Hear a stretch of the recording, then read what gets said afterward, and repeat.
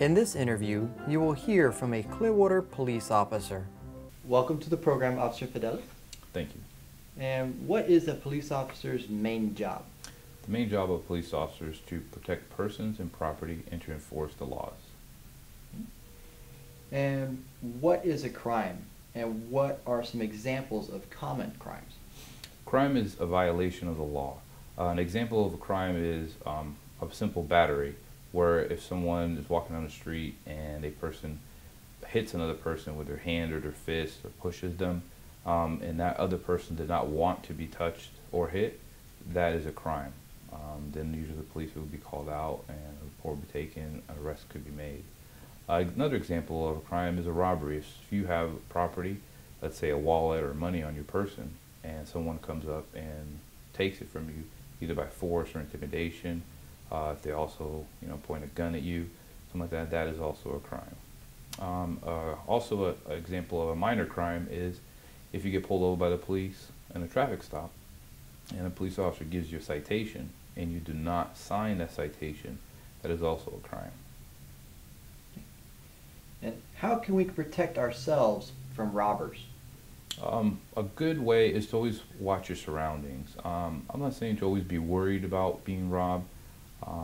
I don't think that that's a common thing, but in order to prevent robberies, I would suggest walking in lighted streets, maybe traveling by bus or another kind of transportation if you can. If you see any person that's suspicious near you, try to move away in a place where there's more people. If there's more people around, it's less likely you're going to be robbed or any other crime is going to occur.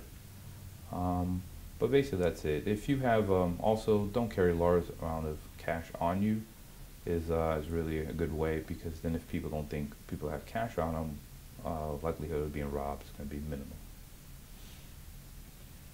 Do all police officers wear uniforms? No.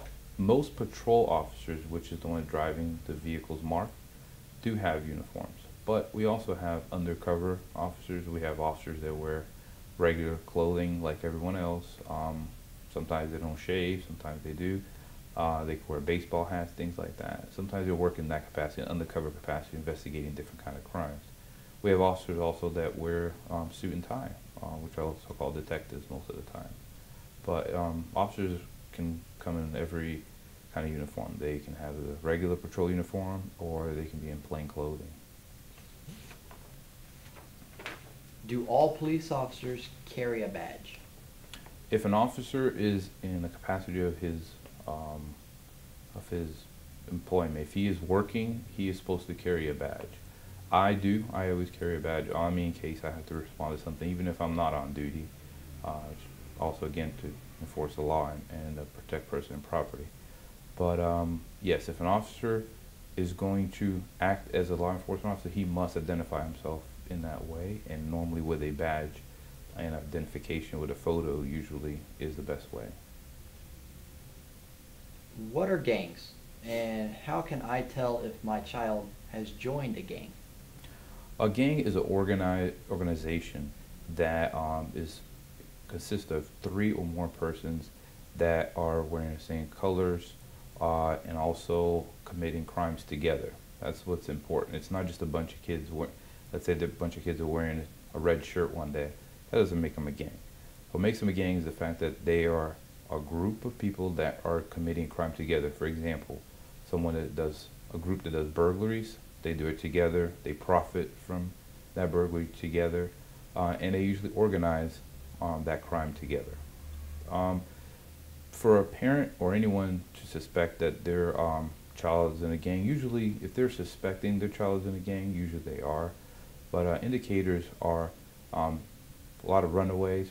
Kids are running away. If you see them hanging out with the same group of people every day and they're wearing maybe a bandana, maybe they got a tattoo that indicates a gang affiliation. There are multiple gangs.